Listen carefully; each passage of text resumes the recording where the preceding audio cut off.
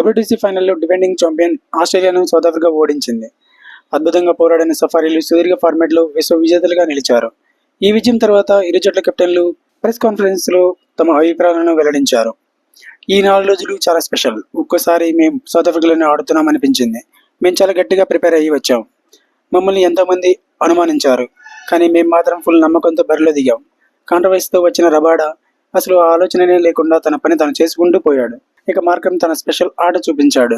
అసలు అతను జట్టులో అవసరమా అన్న వాళ్ళు కూడా ఉన్నారు. వారికి ఇదే సమాధానం. భవిష్యత్తులో దక్కే ఎన్నో విజయాలకు ఇది ఆరంభమని ఆశిస్తున్నా అని south Africa captain Temba Bavuma చెప్పుకొచ్చాడు. అలాగే మేము కొన్ని పనులు అనుకున్నట్టు చేయలేకపోయాం. తొలి ఇన్నింగ్స్లో మంచి లీడ్ దొరికినా రెండో ఇన్నింగ్స్లో ఆశించిన స్థాయిలో రన్ చేయలేకపోయాం. 4వ ఇన్నింగ్స్లో మాకు సౌత్ ఆఫ్రికా ఏమాత్రం అవకాశం ఇవ్వలేదు. మా టీంలో టాప్ 7 ప్లేయర్స్పై కొంత ఆందోళన ఉంది, కానీ వీళ్ళంతా గత 2 ఏళ్లుగా అద్భుతంగా ఆడుతున్నారు. ఈ మ్యాచ్లో లియాన్ సూపర్ బౌలింగ్ చేశాడు, కానీ వికెట్లు దొరకలేదు. అద్భుతమైన ఆటతో ఫైనల్కు ఎలా వచ్చారో సౌత్ ఆఫ్రికా టీం చూపించింది. ఇదే క్రికెట్కు అత్యుత్తమ స్థాయి. అందుకే నాకు టెస్ట్ క్రికెట్ అంటే ఇష్టం. గెలవకపోయినా ఫైనల్ చేయడమే గొప్ప అచీవ్మెంట్ అని నేను భావిస్తున్నాను అని ఆస్ట్రేలియా కెప్టెన్ ప్యాట్ కమిన్స్ చెప్పుకొచ్చాడు. Thanks for watching. Have a nice day.